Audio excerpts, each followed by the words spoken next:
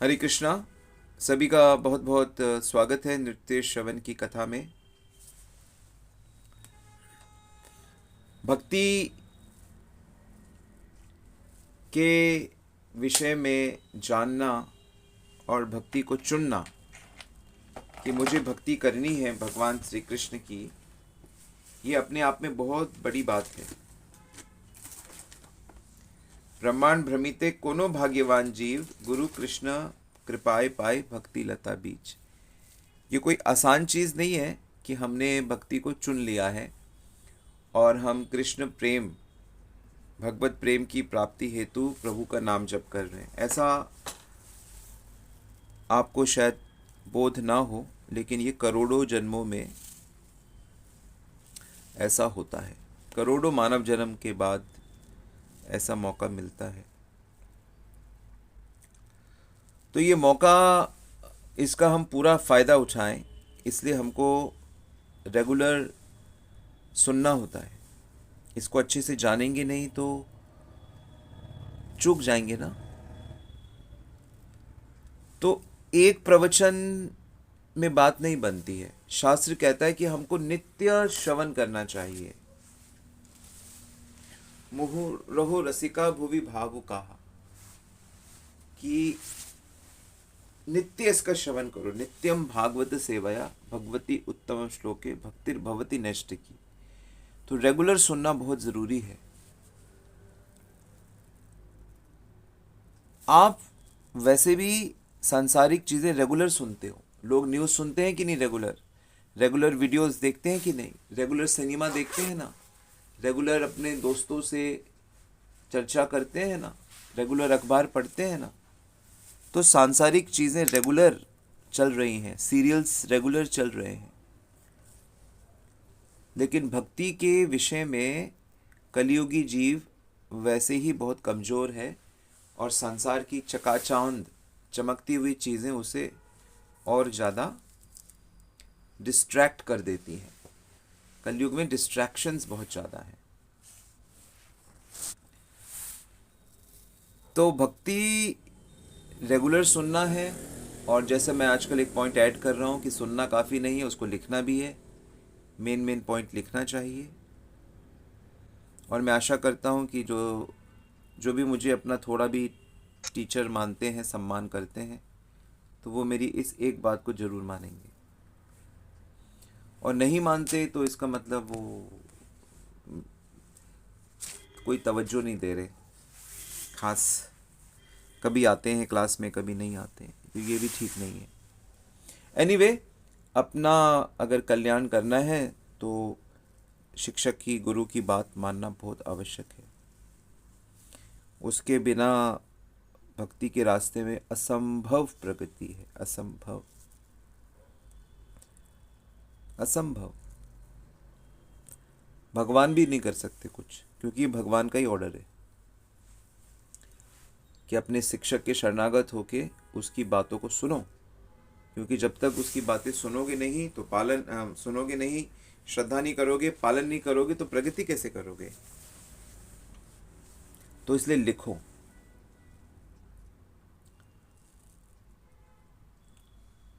सुनने से भी कई गुना अच्छा है लिखना, क्योंकि लिखने से फिर वो भीतर आएगा धीरे धीरे। अभी भी लिखने से काफ़ी नहीं है, लिखने के बाद भी उसमें बुद्धि लगानी है।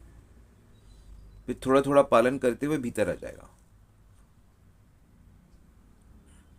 तो हमें कैसी भक्ति करनी है? हमें शास्त्रों में जगह जगह ये बात कही गई है कि हमें अनन्य भक्ति करनी है। अनन्य भक्ति, तो हमको अनन्य भक्ति समझनी पड़ेगी। गीता के 8वें अध्याय के 14वें श्लोक में भगवान कहते हैं, अनन्या चेता सततम योम स्मृति नित्यसा तस्याहम सुलभ पार्था नित्य युक्त योगिना। कि हे अर्जुन, जो सतत अनन्य भाव रखता है मेरे प्रति, तस्याहम सुलभम, उसके लिए मैं आसानी से उसे प्राप्त हो जाता हूं। परम जो लक्ष्य है शुद्ध भक्ति का, उसका बीज है ये अनन्यता।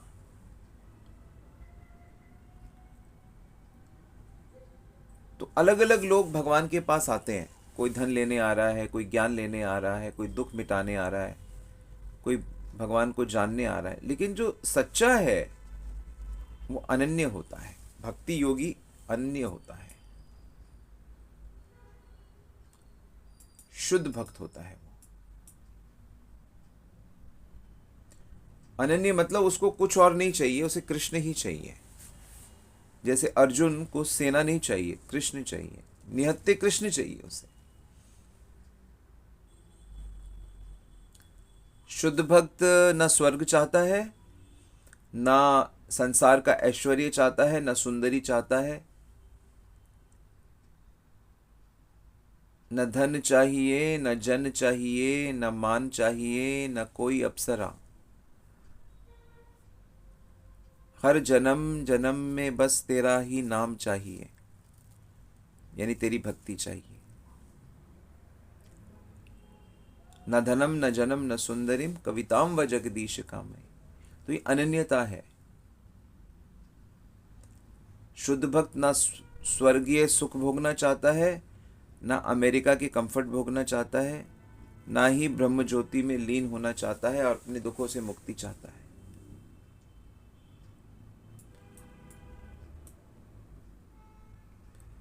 शुद्ध भक्त निष्काम होता है, अतएव शांता, इसीलिए उसे शांति होती है।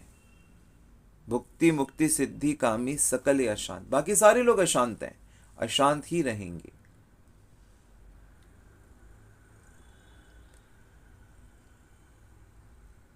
तो अनन्य शब्द हमको समझना पड़ेगा।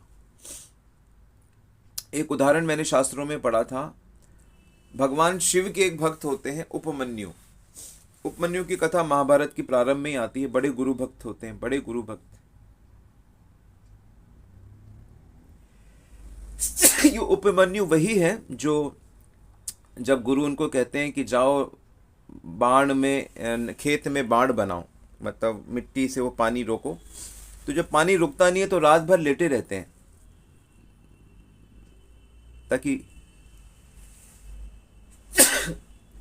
तब गुरु आशीर्वाद देते हैं, जाओ सारे वेद का ज्ञान तुम्हें बिना पढ़े हो जाएगा। दिव्य ज्ञान हृदय प्रकाशिता। गुरु भक्ति करने से, गुरु आज्ञा पालन करने से वेदों का निचोड़ समझ आ जाता है।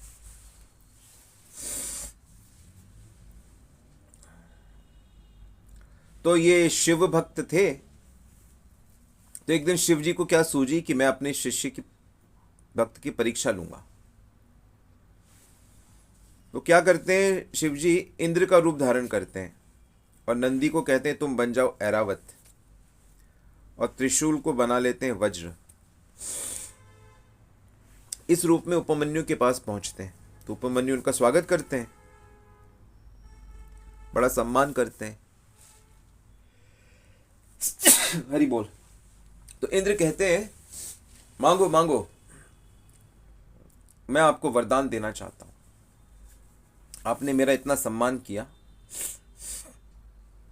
तो ये कहते हैं कि सम्मान तो करना ही चाहिए, सज्जन सबका सम्मान करते हैं, लेकिन हमें आपसे कुछ चाहिए नहीं।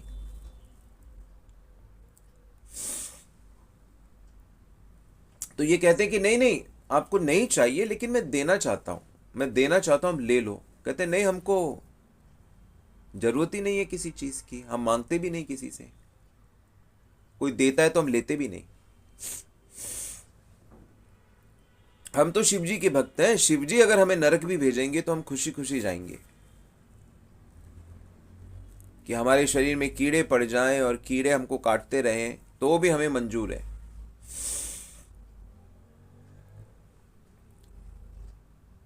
तो शिव जी बड़े प्रसन्न हो जाते हैं। वो इंद्र के छद्म रूप में आए थे।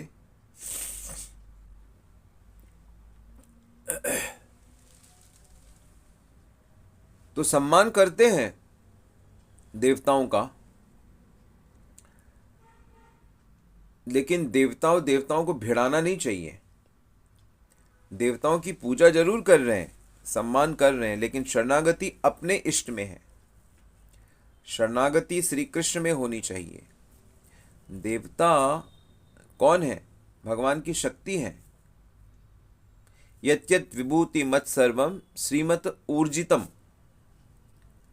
भगवान कहते हैं जो भी महान महान चीजें दिखाई देती हैं वो सब मेरी ही शक्तियां होती हैं, मेरा ही वैभव होता है।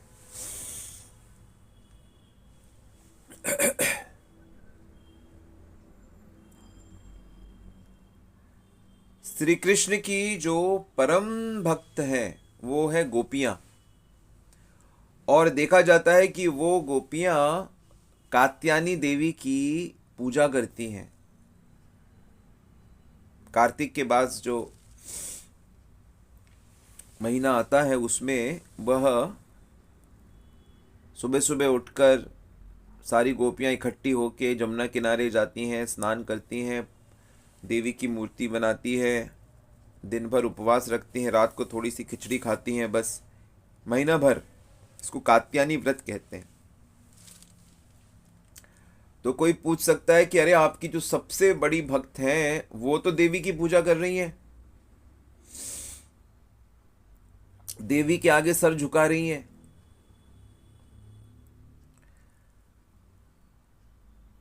अरे सर झुकाना एक बात होती है, सर झुकाने का मतलब ये नहीं होता है कि उसने अपना इष्ट बदल दिया है। भक्त तो चांडाल के आगे भी सर झुकाता है, देवी देवता तो बहुत बड़ी बात है। क्यों झुकाता है? क्योंकि भक्त तो सबके अंदर अपने इष्ट को ही देखता है, सबके अंदर श्री कृष्ण को देखता है, और हम लोगों को यह देखने की ही चेष्टा करनी चाहिए। मैं कभी कभी ऐसा सोचता था कि हम लोग शहर में रहते हैं और इतने सारे लोगों को हम देखते हैं, तो मैं सोचता था हम इन्हें क्यों देखते हैं और ये हमें दिखते क्यों इतने लोग। हमारा तो इनसे कोई काम ही नहीं है। हम ट्रेन से जा रहे हैं, हजारों लोग हमारी ट्रेन में हैं, स्टेशन में हैं, हम मार्केट में जाते हैं, हजारों लोग को हम देखते हैं। क्यों देखते हैं हम इनको? क्यों भगवान हमें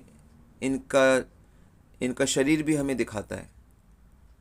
क्योंकि बिना बात के तो भगवान कुछ दिखा नहीं सकता ना। तो मैं ऐसा सोचता रहता था कि ऐसा क्यों है, क्यों है?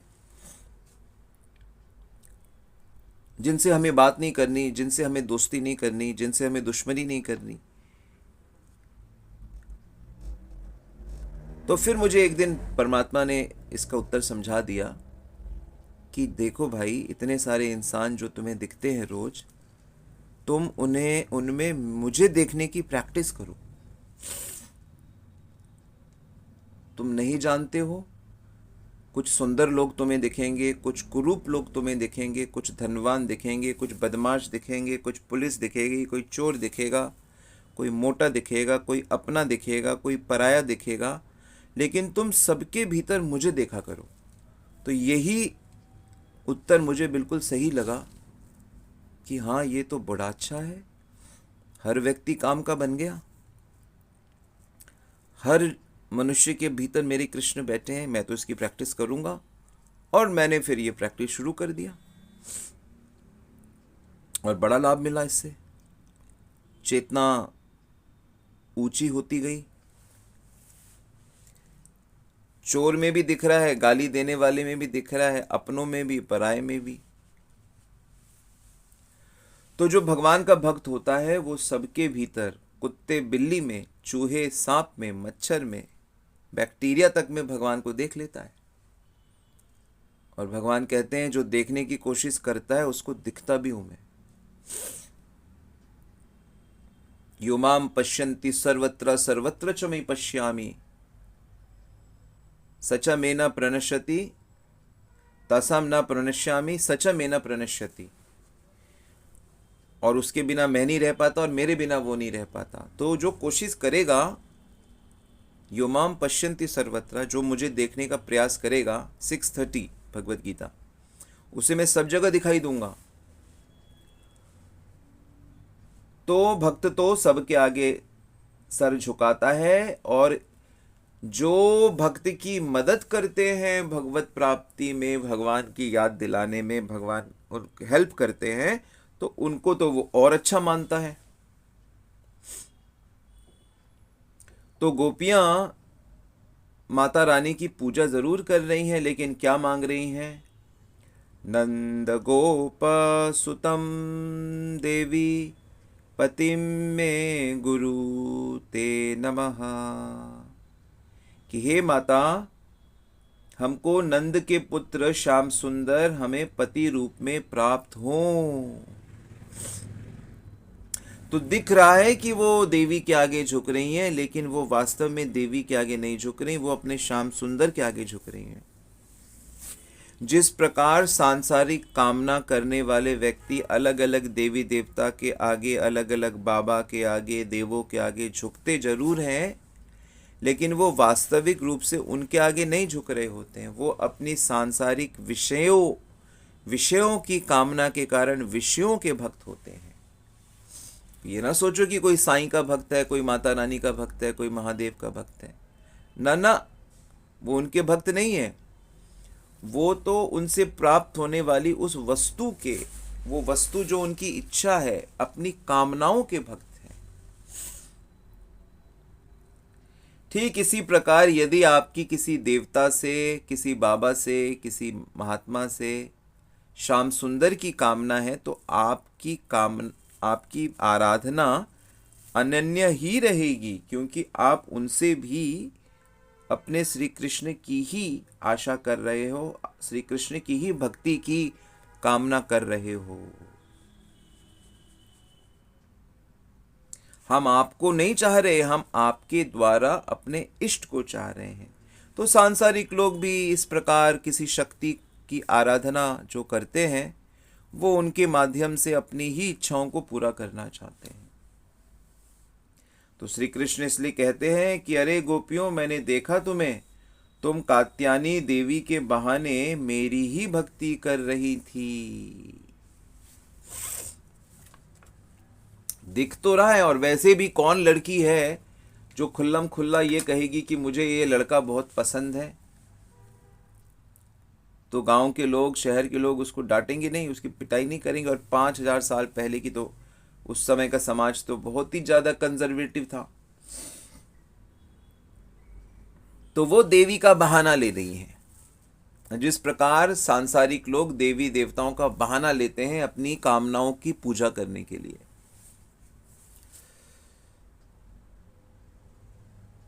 हाँ, व्यासदेव खुद कह रहे हैं भागवत में, देवीम सरस्वतीम व्यासम ततो जया मुदीरये, नारायण नमस्कृत्यम। नर नारायण ऋषि का आश्रय ले रहे हैं, सरस्वती देवी का आश्रय ले रहे हैं। क्यों? ताकि श्री कृष्ण भक्ति की प्राप्ति हो। रामचरितमानस में तुलसीदास जी गणपति जी की वंदना करते हैं। क्यों करते हैं? मांगत तुलसीदास दास कर जोरिए, बसहूँ राम सिया मानस मोरे, कि मेरे मन में राम और सिया बस जाए। तुलसीदास जी हाथ जोड़कर यही प्रार्थना करते हैं। तो चाहे हनुमान जी हो, गणपति जी हो, महादेव हो, सीता माता क्या माता पार्वती की पूजा नहीं कर रही? पर उनसे क्या मांग रही हैं? राम जी को पति रूप में मांग रही हैं। तो हम किसी से भी हेल्प लें, किसी का भी आश्रय लें, लेकिन किसके लिए? अपना जिनसे आसक्ति है उसके लिए।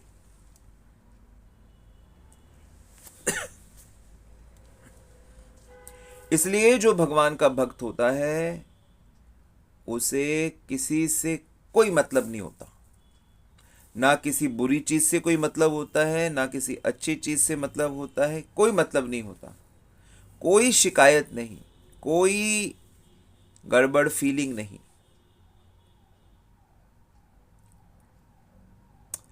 मैं एक प्रवचन सुन रहा था, उसमें महाराज कह रहे थे कि तुकाराम जी जब एक बार उनको कुछ मिला नहीं, बस कुछ गन्ने मिले, कुछ कपड़ा बेचा तो उसके बदले में गन्ने मिल गए। गन्ने लेके आते हैं और वो गन्ने भी धीरे धीरे बांट देते हैं। जो भी उनसे मांगता है, कोई बच्चा, कोई गरीब, सबको तो लास्ट में एक गन्ना बच जाता है और वो एक गन्ना लेके घर आते हैं और पत्नी उनकी बड़ी कड़वा बोलती थी बड़ा, तो उसने कहा क्या लाए, कहते बस आज एक ही गन्ना बचा है। इतना गुस्सा आता है उसको कि पूरे दिन के बाद एक गन्ना लेके आई हो, मैं बच्चों को क्या खिलाऊंगी। वो एक गन्ना लेके तुकाराम जी के पीठ में मार देती है बड़ी जोर से और गन्ना टूट जाता है, 2 टुकड़े हो जाते हैं। कहते अरे बड़ा अच्छा हो गया, वैसे भी हमने तोड़ना ही था, वैसे ही हमने तोड़ना था, ये तो अपने आप टूट गया, चलो एक तुम खा लो एक मैं खा लेता हूँ। कोई लड़ाई नहीं, कोई झगड़ा नहीं कि पत्नी तुम्हें पता है कितनी मुश्किल से मैं लाया था और तुम अपने पति को ऐसे मार रही हो, और तुम ऐसे, कोई कंप्लेन नहीं। क्यों? क्योंकि पूरी तरह से मन उनका विट्ठल में, रुक्मिणी देवी में, राधा कृष्ण में लगा हुआ है। तो जब भगवान में मन लग जाता है तो कोई कंप्लेन नहीं होता। और यहाँ तो अगर हमें कोई हमारे गुरुजी ही डांट दें, गुरुजी ही कोई बात बोल दें, तो ऐसा लगता है कि किसी ने तीर चला दिया हो। इतना चेतना इतनी दूषित है कि कोई हमारे बड़े हमें कुछ कह दे, हमारी सास कुछ कह दे, माँ कुछ कह दे, ससुर जी कुछ कह दे, हम तो फिर हमसे बर्दाश्त नहीं होता। हमारा बेटा कुछ कह दे, हमारी बहू कुछ कह दे, बर्दाश्त के बाहर। क्यों? क्योंकि अंदर से काम, क्रोध, लोभ, सम्मान की भावना सब भरी पड़ी है। मन भगवान में कहाँ है? आधार ही कमजोर है।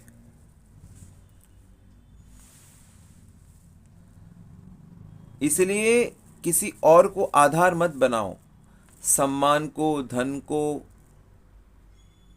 अपना बल मत बनाओ, अपना बल छोड़ दो। सांसारिक बल भी मत बनाओ किसी चीज को, ना सांसारिक किसी व्यक्ति को बल बनाओ, ना किसी देवता को अपना बल बनाओ, श्याम सुंदर को अपना बल बनाओ। श्री कृष्ण हमारे बल हैं। श्री कृष्ण से ही जो मिले उसे स्वीकार करो। श्री कृष्ण ने इस चीज को समझाने के लिए सबसे पहले इंद्र की पूजा बंद कराई। इंद्र की पूजा होती थी ब्रज में। हरि बोल। बच्चों को समझाया, बड़ों को समझाया, कुछ लोग माने कुछ लोग नहीं माने। और इंद्र ने क्या किया आप जानते ही हो। इंद्र से सहा नहीं गया, मेरी पूजा किस लिए बंद करा दी और इतनी भयानक वर्षा करा दी। भागवत में लिखा है कि हाथी की सूंड से जिस पानी निकलता वैसे बारिश की धारा बहने गिरने लगी ब्रज में। और फिर श्री कृष्ण ने गोवर्धन उठा लिया, दिखाने के लिए कि भाई कोई दूसरा बल काम नहीं करता है जो श्री कृष्ण की शरण में हो, क्योंकि भगवान है ना वो।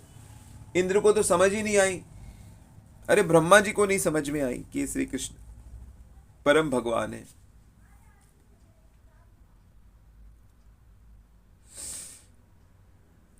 तो इसलिए बाहर से आश्रय की बात नहीं हो रही है, अंदर से, अंतःकरण से। मन में हमने किसका आश्रय लिया हुआ है। मन से हमें दूसरे आश्रय सब त्यागने होंगे। मन से श्री कृष्ण का आश्रय लेना होगा, क्योंकि मन ही संसार होता है। चित्त एवा ही संसारा। बाहर का संसार संसार नहीं है, ये तो भगवान की प्रॉपर्टी है। अंदर का जो हमारी विचारधारा है, मन की अटैचमेंट, डिटैचमेंट, वो असली संसार है। तो इसलिए निरंतर गुरु और कृष्ण में मन लगाइए और उन्हीं से भक्ति मांगिए। तो ऐसे जो निरंतर लगातार श्री कृष्ण के मन लगा के रखेंगे, उनके श्री कृष्ण दीवाने बन जाते हैं। वो श्री कृष्ण को अपनी ओर आकर्षित कर लेते हैं। तो ये है रहस्य। हरे कृष्णा। श्री प्रभुपाद की जय, श्री गुरु महाराज की जय।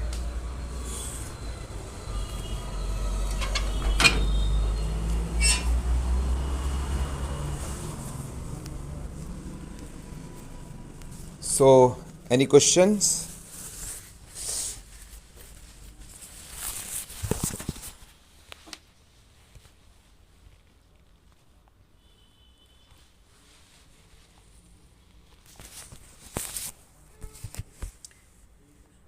क्या मेरी आवाज आ रही है?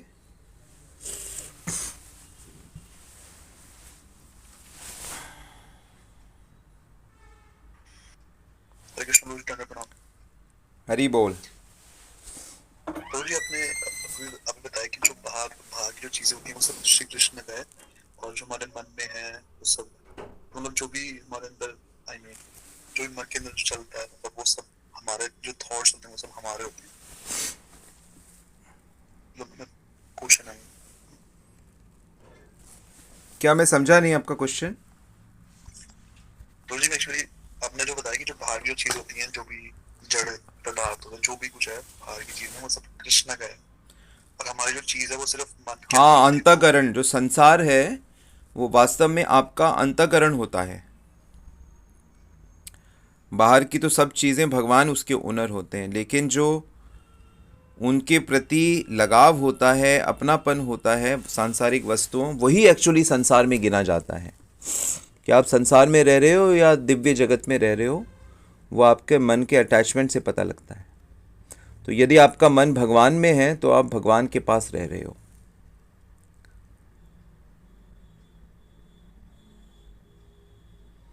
तो मन का जो अटैचमेंट है वो सबसे मुख्य चीज़ होती है हमारे लिए। इसलिए बड़ी सावधानी से मन को जो कृष्ण से डायरेक्टली कनेक्टेड नहीं है उन चीज़ों में नहीं लगाना चाहिए। तो कृष्ण नाम रूप गुण लीला धाम भक्त, कृष्ण के भक्त, कृष्ण का रूप लीला नाम गुण धाम, इसमें लगाना चाहिए मन को। ठीक है? फिर इनसे जो आनंद मिलेगा ना वो इटर्नल आनंद होगा, जाएगा नहीं वो। यस, कोई और सवाल? हरे कृष्णा प्रभु जी। हरि बोल। जैसे हम जिस जीव को भी या जिसको भी देखें उसमें आपने बताया कि भगवान को देखने की कोशिश करें, भगवान को कृष्ण जी को ही उसमें देखें, उनके अंदर बैठे हुए हैं या उनके अंदर बैठे हुए हैं जी। अगर हम जैसे जो गलत लोग हैं, चोर डाकू है, प्यारे हैं, कुछ और इस तरह के लोग हैं, उनमें भी भगवान को अगर देखते हैं तो एक गलत सा छवि दिमाग में बनती जाती है। नहीं, उसमें ऐसा देखना है कि वो अंदर भगवान है लेकिन वो भगवान को भूले हुए हैं जी। वो भगवान को भूले हुए हैं, भगवान उनके अंदर बैठे हैं। जैसे कि बड़े बड़े विद्वान परिवार के बच्चे भी, धनवान परिवार के बच्चे भी गुंडागर्दी करते हैं कि नहीं करते? गलत काम करते हैं, नशा करते हैं। ब्राह्मणों के बच्चे भी तो मांस खाते हैं। तो वो लोग भगवान को भूले हुए हैं, इसलिए वो लोग गलत काम कर रहे हैं, पर हैं वो भगवान के ही बच्चे। तो ये देखने से आपका उनके प्रति दया भाव आएगा, ना कि द्वेष भाव आएगा। तो अगर आपका द्वेष भाव आता है तो आपका मन गंदा होगा, आपके अंदर भी तमोगुण आ जाएगा, और तमोगुण आ जाएगा तो आप भी कृष्ण को भूल जाओगे। और अगर आपके अंदर दया भाव आएगा तो आपको भी कृष्ण याद रहेंगे, आप उनकी मदद ही करोगे। ठीक है? तो हम ये भी करें कि हम अच्छी अच्छी चीजों की तरफ ध्यान दें, भगवान को उन्हीं में देखें। जैसे आप नहीं बता रहे हैं। नहीं, आपको कोशिश, भाई भगवान है कि नहीं है उसके अंदर, पहले तो आप ये सब ठीक कर लो। आप भगवान तो है। कोई भी प्राणी बिना भगवान के तो वो प्राणी बन ही नहीं सकता ना जी। तो ये फैक्ट है, बिल्कुल। आप मानो ना मानो, कोई माने ना माने, पर फैक्ट तो यही है कि हर जीव के अंदर जी ईश्वर का वो अंश भी है और ईश्वर उसके साथ भी है। दोनों बातें सत्य। द्वा सुपर्णो सहजा सकाया। तो पक्षी की भांति भगवान कहते हैं मैं उसके साथ बैठा हूँ। तो आप भक्ति करो और भगवान से प्रार्थना करो और प्रयास करो, तो उससे धीरे धीरे पक्का हो जाएगा। हम्म, ठीक है, ठीक है। हरे कृष्ण, हरि बोल, धन्यवाद। धन्यवाद, प्रणाम प्रभु जी। यस, और कोई प्रश्न?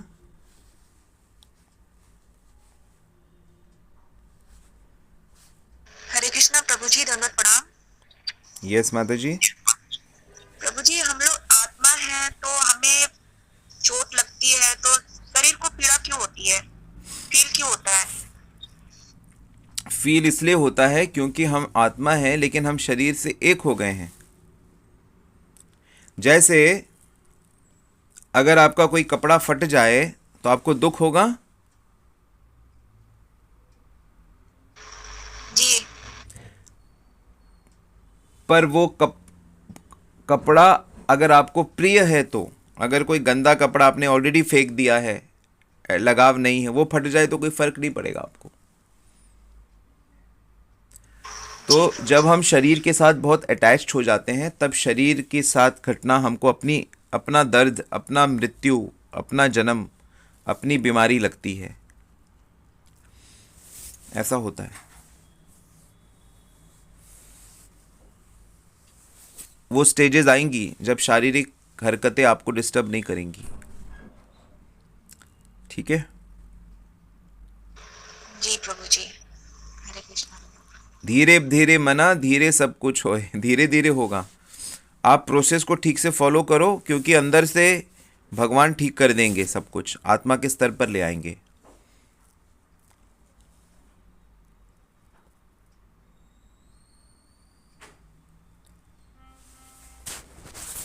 और कोई प्रश्न?